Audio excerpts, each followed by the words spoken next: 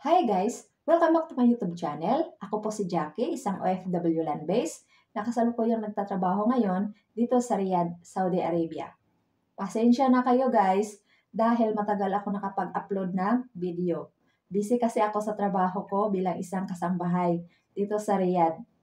At ngayon nagkaroon ako ng chance dahil yung mga amo ko nagbakasyon. 4 na araw silang wala dito sa bahay. So, nagkaroon tayo ng chance na makapag-upload ng video. So ngayon, sasagutin ko ang mga tanong ng ating mga kababayan na nag-comment sa previous ko na video. Ito yung comment ni kabayan Talula Sky. Shout out sa'yo kabayan. Hi ma'am, ask ko lang po, kung makuha din po ang passport if di natutuloy doon. Di kasi ako natuloy last December 2022, dyan din po sa MMML na agency. Kasi nabuntis po ako. Pero nung chinat ko yung agent ko na if ever na dito tuloy, pwede ko bang makuha yung passport ko? Kasi di na lang tutuloy, sabi, di daw pwede. Sabi ko kahit babayaran yung passport po. Di pwede, di daw kasi malaki na daw na gastos nila sa akin. Samantala, di naman po ako nag-boarding sa kanila. Ang ibig niyang sabihin, di siya tumira sa accommodation. Uwian po ako.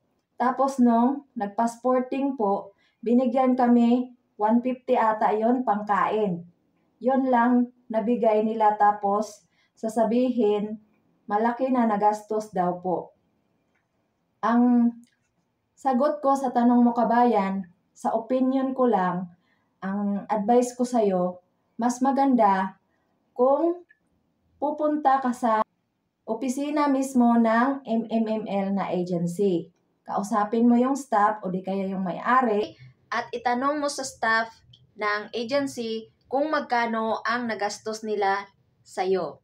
Magkano ba lahat ang nagastos nila sa'yo. Ang na-experience ko kasi dati kabayan, nung kinuha ko rin yung passport ko dahil nag-back out ako sa kanila, pumunta ako mismo sa opisina at kinausap ko yung staff at sinabi ko na magbaback out ako, kukunin ko yung aking passport. Wala pa silang nagastos sa akin dahil nag-umpisa pa lang akong magpasa ng requirements sa kanila. Yun ang pinasa ko muna, passport. Tapos, nagbago yung isip ko, nakapag-decide ako na mag-back out. Kaya pumunta ako ulit sa opisina ng MMML na agency para withdrawin ko yung aking passport. Kinausap ko yung staff at sinabi niya sa akin na gumawa ako ng sulat. Ibig sabihin, gagawa ako ng sulat para withdrawin ko yung aking passport. Gumawa ako at ipinasa ko doon sa staff ng agency. Tapos, ang sabi nila sa akin, mag-antay lang ako sa baba. Hinantay ko na lang hanggang sa maibigay nila yung aking passport. Kahit hindi ako nakapagtanghalian noon, hinantay ko talaga na ibigay ni sir. At nung nakuha ko na yung aking passport, saka ako nakauwi at ipinasa ko naman siya sa agency na in-applyan ko papunta sa Bahrain. Yun ang experience ko kabayan sa pag-withdraw ko ng aking passport sa kanila dahil nag-back out din ako nung nag-apply ako ulit sa kanila.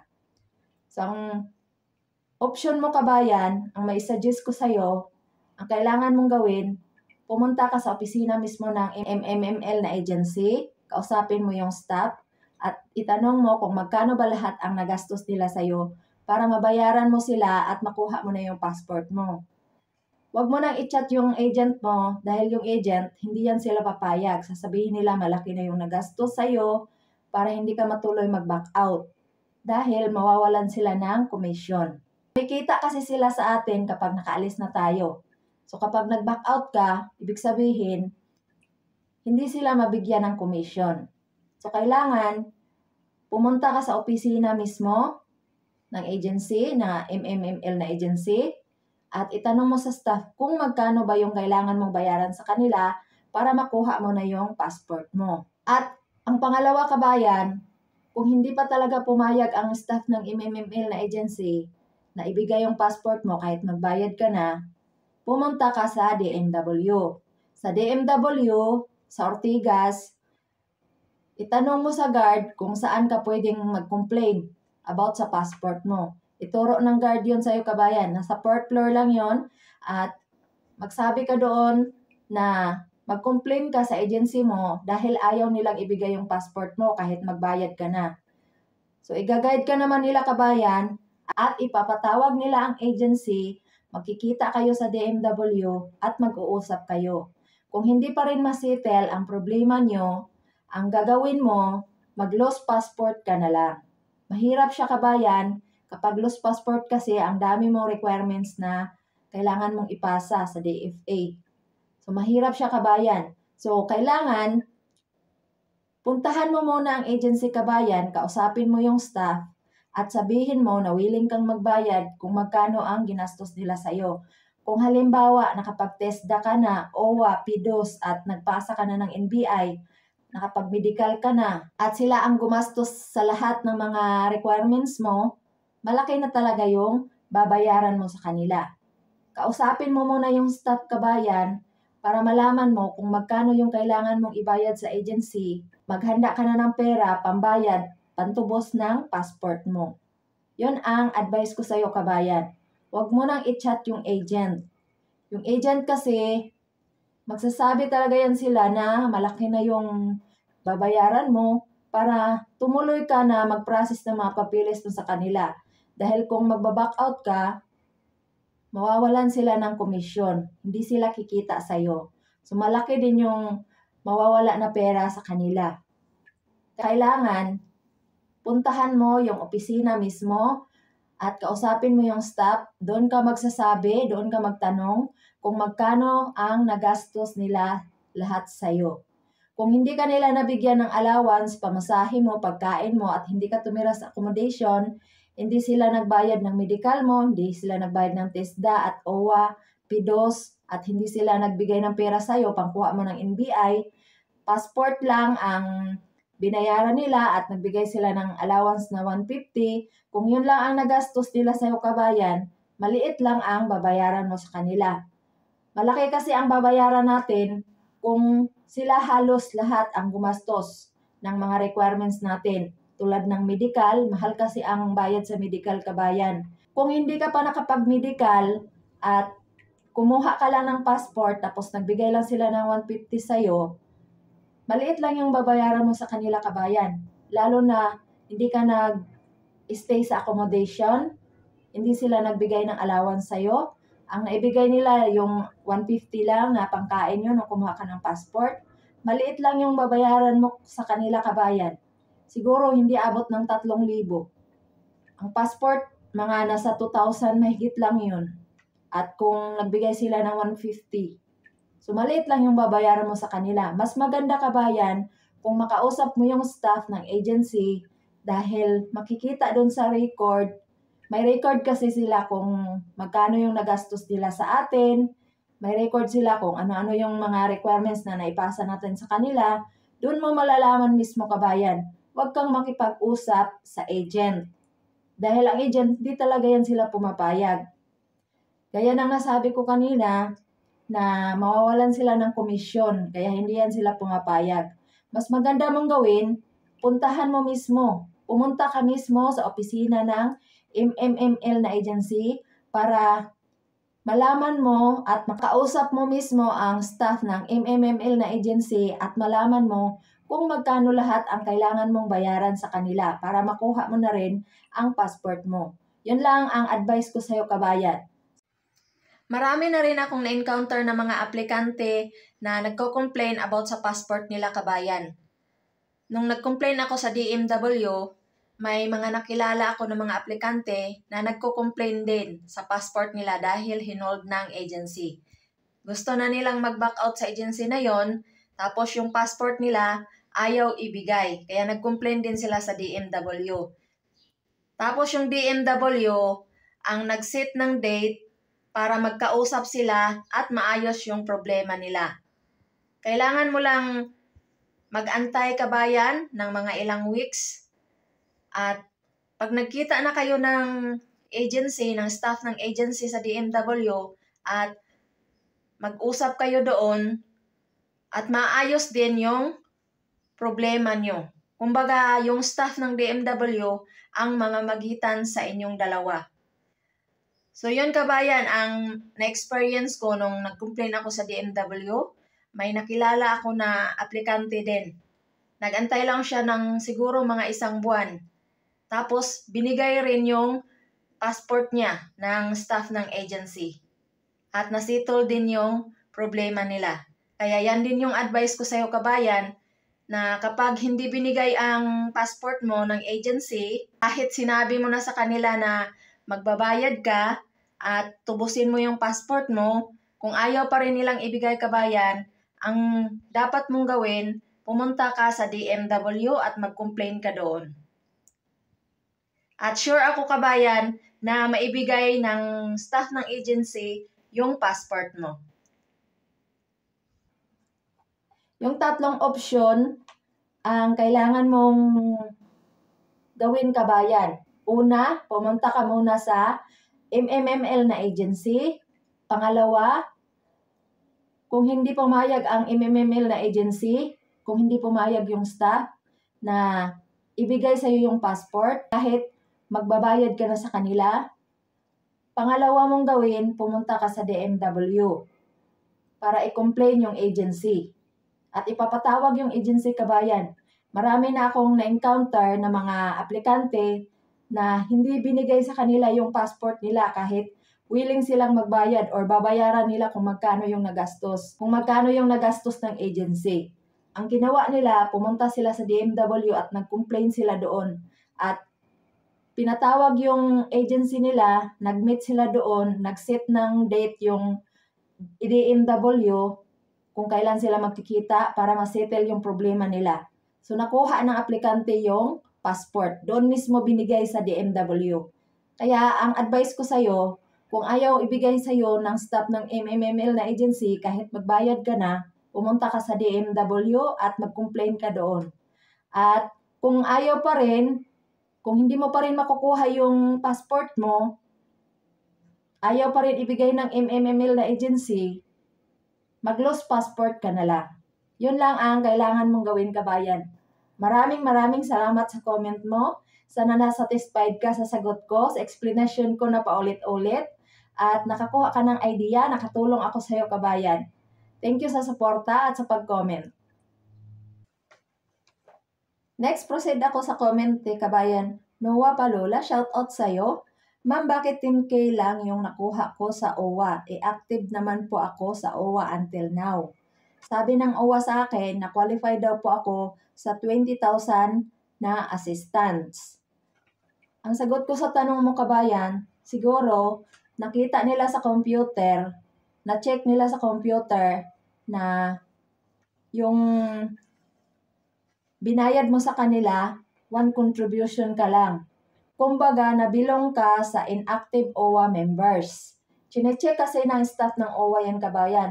Bago sila mag-release ng list of requirements or magbigay sa'yo ng list of requirements, titingnan muna nila sa computer. Yun ang na-experience ko. Kasi nung nag-report ako sa OWA, sa Calamba, tiningnan muna nila sa computer yung pangalan ko. Tamang-tama na kakabayad ko lang din sa aking OWA membership nung nasa Bahrain pa ako. Nakita nila doon sa computer kung anong month ako nagbayad. Kaya ang sabi nila sa akin na qualified ako na makatanggap ng 20,000 pesos dahil kakabayad ko lang noon sa aking OWA membership nung nasa Bahrain ako. Nagbigay sila sa akin ng list of requirements at sinabihan nila ako na umattend ako ng Zoom seminar or Zoom meeting para malaman ko kung ano yung ilalagay ko doon sa mga form na binigay nila sa akin. Sa Zoom meeting kasi or sa Zoom seminar, ine-explain doon ni Sir na staff din ng OWA kung ano yung dapat naming ilagay doon sa form. Kasi kailangan namin gumawa ng business plan. So yun kabayan, kapag inactive OWA members ka kasi, ang matatanggap mo lang 10,000 pesos. Nakasulat dito, inactive OWA members but more than 1 contribution, you can get a maximum 10,000 pesos. For inactive OWA members but only 1 contribution, you can get a maximum of 5,000 pesos. Kung active member ka ng OWA at makita nila sa computer na active member ka ng OWA, mabibigyan ka nila ng 20,000 pesos. Yon ang explanation ko sa iyo, kabayan. At ang experience ko nung kumuha ako ng aking financial assistance na 20,000 pesos na binibigay ng OWA para sa mga distressed OFW. Siguro, nakita nila sa computer, na-check nila sa computer na inactive OWA member ka. Kaya ang naibigay nila sa iyo, 10,000 pesos. Yun lang ang sagot ko sa tanong mo, kabayan. Sana nakatulong ako at nakakuha ka ng idea na satisfied ka sa sagot ko sa tanong mo. Maraming salamat sa comment mo at sa suporta. Next, proceed ako sa comment ni Kiss M32716. Shoutout sa iyo, kabayan. Hi ma'am, magkano po lahat na gastos niyo po nung natapos? Lahat-lahat po. May plano din po kasi kami na magpagawa ng back extension. Thanks po. Hindi ko na lang babanggitin o sasabihin ang iba mong comment, kabayan. Ang sagot ko sa tanong mo, more or less 11,000 pesos ang nagastos ko sa pagpaslab ko sa back extension namin. Hindi ko kasi siya pinagawa ng biglaan, kabayan, or isahan na pagpapagawa. Ang inuna kong pinagawa, yung pader sa likod. Tapos, sinunod ko yung pagpaslab. Labor and materials yun, kabayan, ang nagastos ko more or less 11,000 pesos. Mahal kasi ang bakal, ang simento, ang hollow block, at yung buhangin. Nagdagdag pa kasi kami ng hollow block, kabayan, dahil pinantay siya doon sa pader ng CR. Mababa kasi ng konti yung nagawa na pader. Kaya dinagdagan na lang siya ng ilang pirasong hollow block. So nagdagdag kami ng hollow block. Bumili kami ng bakal na 10mm. Tapos 8mm yata yun. Hindi ko lang sure kung ano yung size niya. Basta yun ang naalala ko. Bumili kami ng bakal na 10mm at mga tire wire. Marami ang mga materials na kailangan matibay yung pagkaslab niya. Pwede siyang gawing room sa likod if ever na mag-back extension ka. So, kailangan matibay siya. Ang kinuha namin na labor noon, isa lang, tapos siya na yung kumuha ng kasama niya. Dahil sa pagbubuhos, sa pag-i-slab kasi, kailangan kasi matibay. Tapos maglalagay ka pa ng mga brace na kahoy. Tapos kailangan mo ng kasama din kasi maghakot nung minasa na simento at ilalagay dun sa likod. So mahirap din siya, kabayan. Ang nagastos ko noon, more or less 11,000 pesos sa pag-slab lang. Hindi kasama yung paggawa ng pader at finishing sa loob at labas. Pag-slab lang, kabayan. Yun ang naalala ko na nagastos ko sa pagpapagawa ko ng back extension. So, yan lang din ang sagot ko sa comment mo, kabayan. Sana nakatulong ako sa iyo at nakakuha ka ng idea. Maraming salamat sa comment mo at sa suporta. Nag-comment din si kabayan Richelle sa previous ko na video about sa PGH. Ang sabi niya dito, sa PGH ko po, 1 day lang release. Basta complete requirements. Mas maganda, kabayan, kung 1 day release lang kung kumpleto ka ng requirements dahil hindi ka na mapagod pabalik-balik sa PGH para i-process yung iyong loan sa kanila. Ang experience ko kasi, kabayan, nung nag-loan ako sa PGH, inuunti-unti ko kasi ipasa yung mga requirements. Tuwing pupunta ako sa opisina, dadaan muna ako sa PGH, tapos magpapasa ako ng requirements, kinabukasan naman or sa susunod na araw, magpapasa na naman ulit ako ng requirements. Nung pumunta ako sa PGH, kabayan, sa Pedro Hill, ang unang-una kong pinakita, yung aking kontrata, photocopy. Tapos, in-interview nila ako, nag-fill up ako ng form, at binigyan na nila ako ng list of requirements. Marami ang requirements na kailangan kong ipasa sa PGH, kabayan. Hindi lang ako ang magpapasa ng requirements, pati din yung kumaker ko. So, inabot siya ng more than 2 months, kabayan. Kapag trabaho na ako dito sa ibang bansa, bago pa na-approve at na-release yung pera. Binigay na lang yung pera sa kumaker ko. Yun ang experience ko, kabayan, sa aking paglulon sa PGH. So, thank you sa comment mo kabayan at sa suporta. Next, proceed ako sa comment ni kabayan Rito Squal Villegas. Shoutout sa iyo kabayan. Saan po office nila? Hello ma'am, may PGH ba sa Cebu branch? Please pahingi ng number. Pasensya ka na kabayan, wala akong maibigay sa iyo na number ng PGH. Ang mai-share ko lang sa iyo ang mga branch ng PGH. Ito yung Ortigas branch, Unit 2, ground floor, Columbia Tower. Pedro Hill branch, Unit 1, FRC Building, Pedro Hill Street. Landmark niya kabayan, malapit siya sa Petron. Pampanga branch, Unit 1L, LRT Building, Pampanga branch. Cebu branch, ito yung comment mo. So, ito na yung sagot ko sa comment mo kabayan. Cebu branch, Unit 17, 18, and 21, Century Plaza, Commercial Complex. Mas maganda kung pumunta ka mismo sa opisina kabayan para maiwasan mo na ma-scam. Mas maganda kung pumunta ka mismo sa opisina at kausapin mo yung staff ng PGH. Iloilo branch, Room 2D, B and C, Square Building. May branch din sila sa Bacolod at Cagayan de Oro. Yon lang ang sagot ko sa comment mo kabayan. Sana na-satisfied ka at nakatulong ako sa iyo. Maraming salamat sa comment mo at sa suporta. Kung nagustuhan niyo ang mga ganitong topic sa mga sinishare ko sa inyo na experience ko sa paglulun ko sa PGH, pagkuha ko ng financial assistance sa OWA, at ang aking mga experience sa pag-a-apply ko sa ibang bansa bilang isang OFW land-based, paki-press ang like at mag-comment na rin kayo kung may mga tanong kayo sa mga topic na sinishare ko sa inyo. Dini-discuss ko, ini-explain ko sa inyo. Paki-share nyo na rin para makatulong ako sa iba at paki-pindot ang subscribe at huwag kalimutang i-hit ang notification bell para ma-update kayo sa mga video na i-upload ko. Maraming salamat sa inyong suporta at panonood sa aking mga video. Thank you for watching and God bless sa ating lahat.